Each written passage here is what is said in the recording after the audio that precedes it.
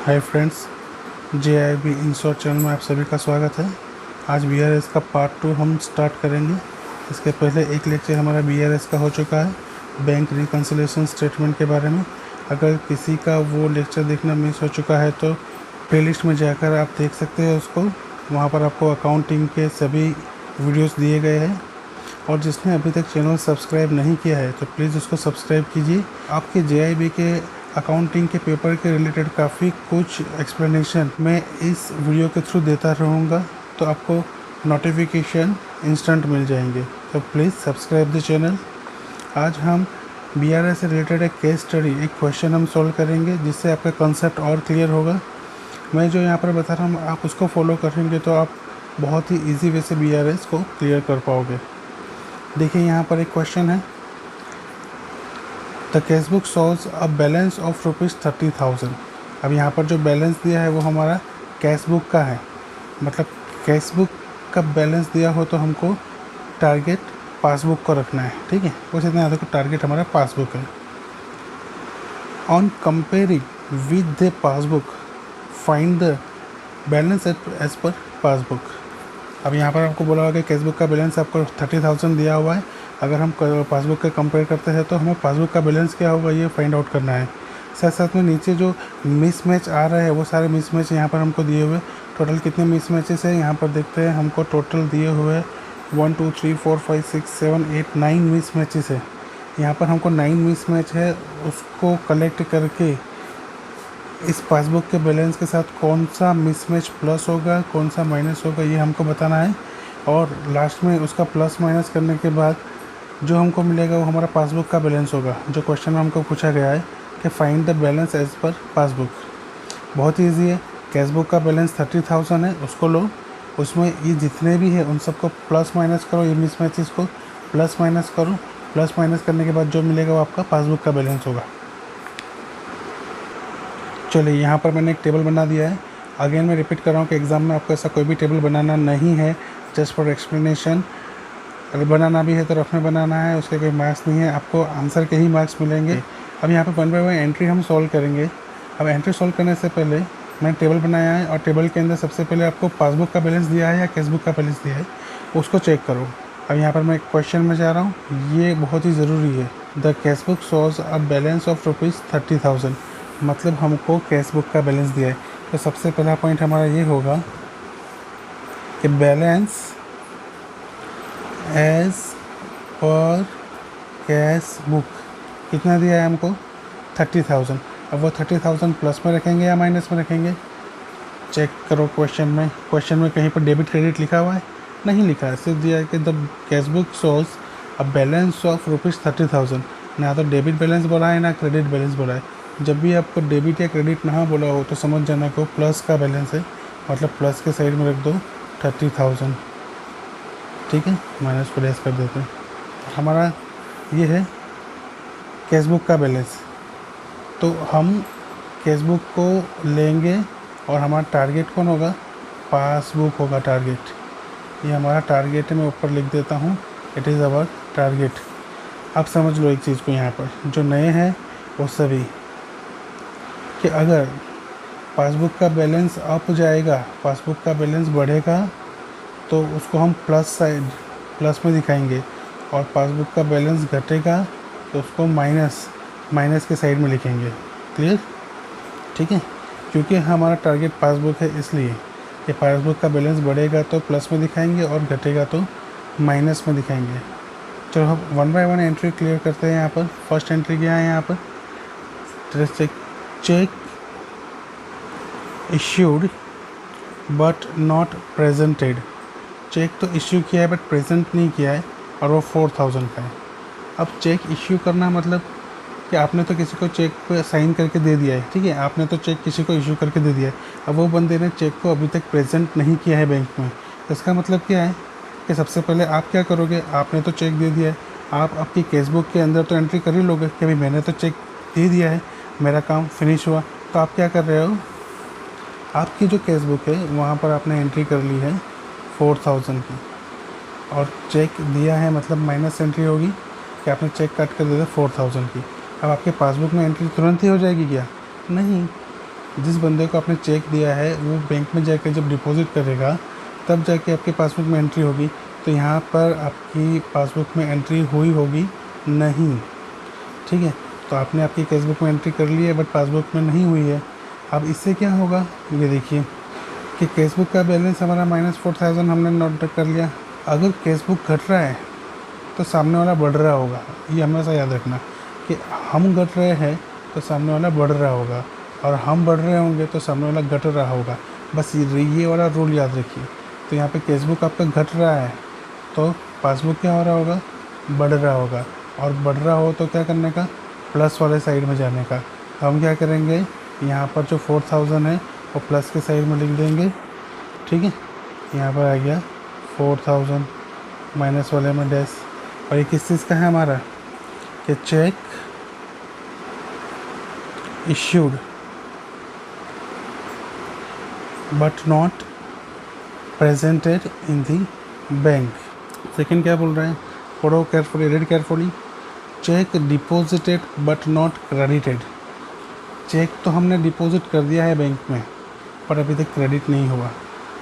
तो किसी ने हमको चेक दिया है अपने खाते में जमा करने के लिए, तो हम तो ड्रॉप बॉक्स में डाल के आ गए। अब ड्रॉप बॉक्स में डालने से ही चेक क्रेडिट हो जाता है क्या, नहीं। बैंक वाला वो ड्रॉप बॉक्स में से निकालेगा, देन कंप्यूटर में सिस्टम में एंट्री करेगा, तब जाके क्रेडिट होगा। पर हमने तो क्या किया, जैसे ही हमको चेक मिला हम उसको ड्रॉप बॉक्स में डाल के आ गए और हमने अपनी कैशबुक में लिख दिया कि भाई हमारा तो जमा हो जाने वाला है। तो हम क्या करेंगे, अपनी कैशबुक में आएंगे, कैशबुक में हम 6000 लिख देंगे कि भाई हमको 6000 का चेक मिल चुका है, आज नहीं तो कल जमा होना ही है। तो हम अपनी कैशबुक में क्या करते हैं, उसको क्रेडिट पहले से दे देते। बट बैंक में वो जमा होगा नहीं होगा, और ड्रॉप बॉक्स में से निकलेगा, निकलने के बाद सिस्टम में एंट्री होगी तब जाके क्रेडिट होगा। तो इसका मतलब पासबुक में इमीडिएट एंट्री आई होगी, नहीं आई होगी, ठीक है। अब ये क्या हुआ, ये हमारा कैशबुक बढ़ा हुआ है, इसका मतलब सामने वाला घटा हुआ होगा, ये घटा हुआ होगा। अगर घटा हुआ है तो माइनस, तो 6000 को माइनस साइड में लिख दीजिए, -6000, क्लियर। और ये हमारी कौन सी एंट्री है, cheque deposited but not credited.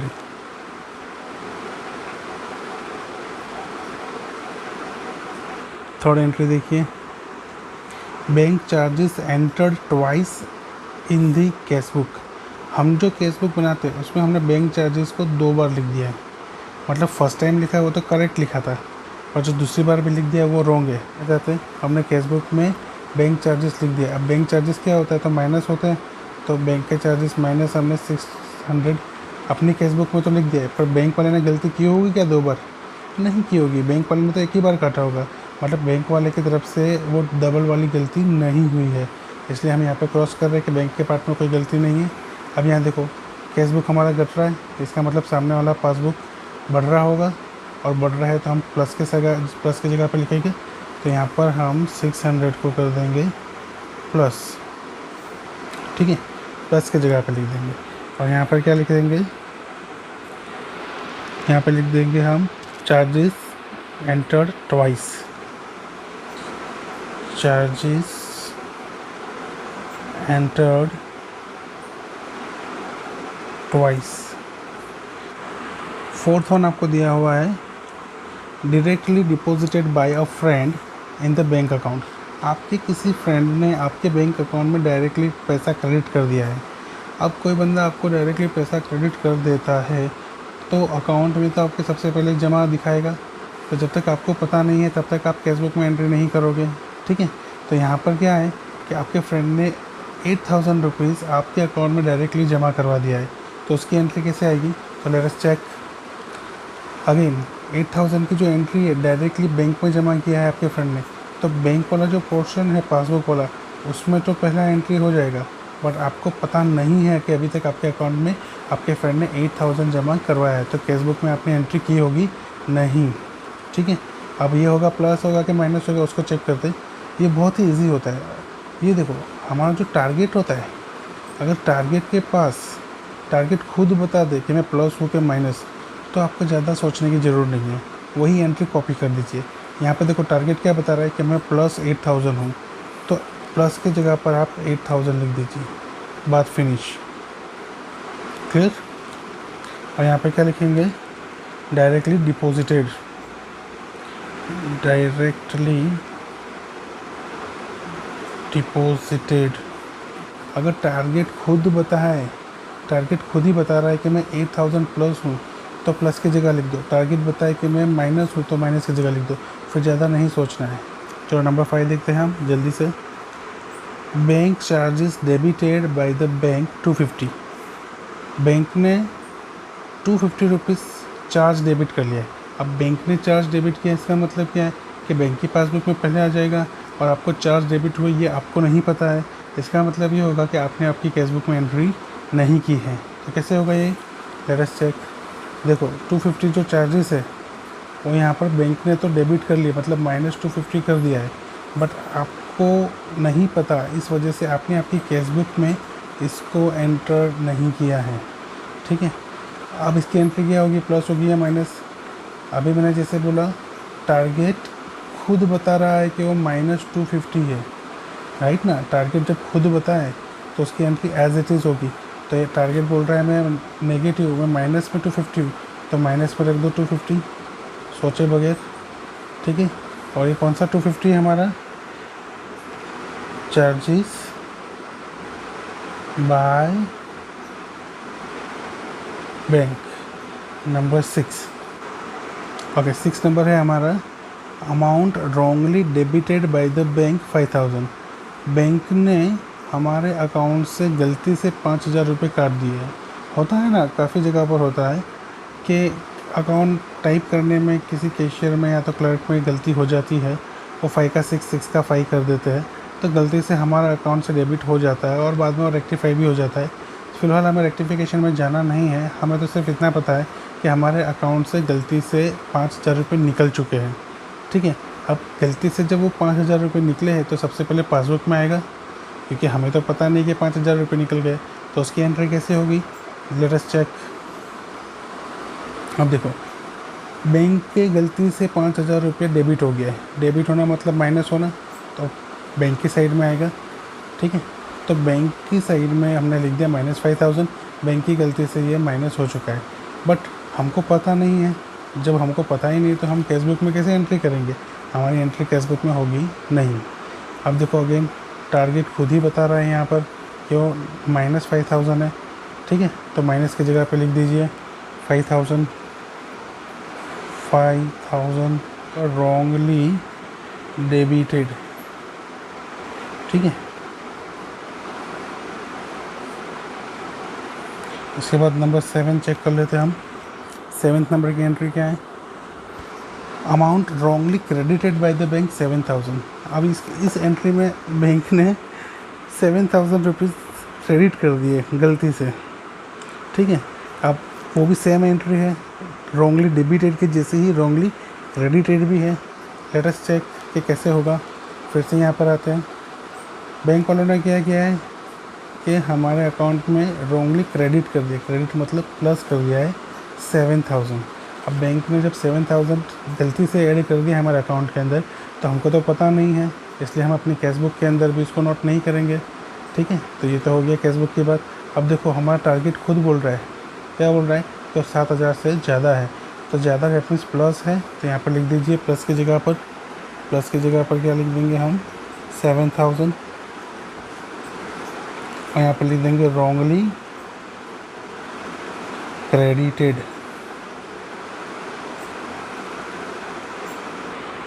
अब हमारा नंबर 8 पर आ जाते हैं। 8 नंबर क्या बोल रहा है, interest given by the bank not recorded in the cashbook 200। अब सभी को तो क्वार्टरली इंटरेस्ट मिलता ही है, राइट। हाफ ईयरली मिलता था, 6-6 महीने में सभी को इंटरेस्ट मिलता था, बट आरबीआई की नई गाइडलाइन के मुताबिक आपको क्वार्टरली इंटरेस्ट मिलता है। डेट मीन्स हर क्वार्टर में आपको इंटरेस्ट पे करना पड़ेगा बैंक को। ठीक है, तो यहाँ पर बैंक जब इंटरेस्ट देती है तो कौन सी रेट को देती है, सपोज इस बंदे को पता नहीं है, तो interest given by the bank not recorded in the cash book. जब बैंक ने उसको ब्याज दिया है, बैंक ने इसको इंटरेस्ट दिया है 200 रुपया, तो उसको पता नहीं है कि बैंक ने उसको इंटरेस्ट दे दिया, इसलिए उसने अपने कैश बुक में भी इसको नोट किया नहीं है। तो ये एंट्री कैसे होगी, लेट अस चेक।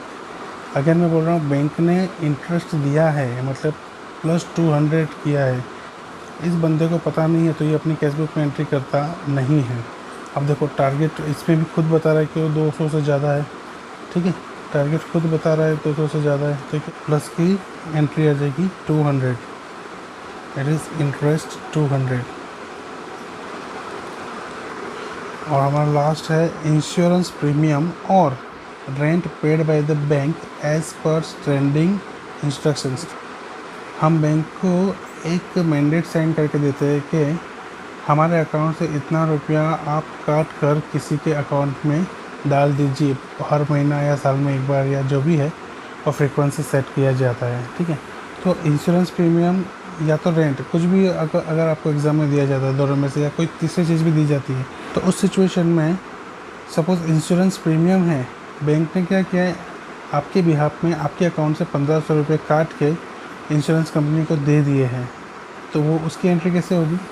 देखो, बैंक ने पैसा काटा है तो बैंक की साइड में आ जाएगा, काटा है डेट मीन्स 1500, ठीक है। अब बैंक ने सपोज़ इंश्योरेंस प्रीमियम का 1500 रुपये काट लिया है आपके अकाउंट से, बट आपको पता नहीं है।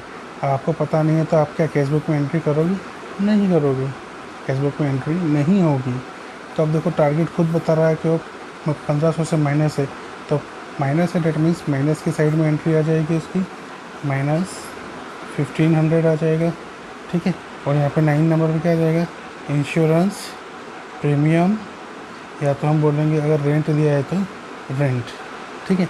तो अभी सारी एंट्रीज हमारी यहाँ पर आ चुकी है, कुछ एंट्री प्लस हुई है, कुछ एंट्री माइनस हुई है। प्लस माइनस कैसे होता है ये अभी हमने यहाँ पर देख लिया है। अब लास्ट में आपको क्या करना है कि जो प्लस एंट्री है उन सब का टोटल लगाना है, माइनस एंट्री है उन सब का टोटल लगाना है, और लास्ट में इन दोनों को माइनस कर देना है, वो आपका आंसर। प्लस वाले कॉलम का टोटल करेंगे तो आ रहा है 49,800, और माइनस वाले कॉलम का टोटल करेंगे तो आ रहा है 12,750। अब इन दोनों का माइनस कर दो, 49,800 माइनस 12,750। अगर हम इन दोनों को माइनस करेंगे तो लास्ट में हमारा आंसर आएगा 37,050 रुपीज़। तो ये जो हमारा बैलेंस आया वो बैलेंस एज पर कैशबुक होगा या पासबुक? बैलेंस एज पर होगा पासबुक। क्यों एज पर पासबुक होगा? क्योंकि हमने स्टार्टिंग कैसे किया था, हमने कैशबुक से स्टार्ट किया था, तो लास्ट में जो हमारा बैलेंस आएगा वो एज पर पासबुक। अगर आपको वीडियो अच्छा लगा है तो प्लीज़ लाइक बटन को प्रेस करें, सब्सक्राइब करें, और बेल नोटिफिकेशन जो है उसको ज़रूर प्रेस करें, ताकि जो भी मेरा वीडियो होगा उसकी नोटिफिकेशन आपको आ जाएगी और आप उसका बेनिफिट ले पाओगे। लास्ट में मैं क्वेश्चन रखते जा रहा हूँ यहाँ पर, उसका आंसर अगर जिस को भी आ रहा है तो प्लीज़ कमेंट कीजिए, please do comment. Thank you for watching this channel, please subscribe, thank you. यहाँ पर मैंने आपको एक क्वेश्चन दिया है, डू इट योरसेल्फ, अपने आप आपको उसको करना है। क्वेश्चन दिया है कि balance as per cashbook 11,000 rupees है, उसमें बैंक चार्जेस 300 रुपीज़ है, और cheque issued but not presented 3,000 rupees है। तो आपको balance as per passbook find out करना है। देखते हैं कौन कौन करेक्ट आंसर देता है। Thank you very much.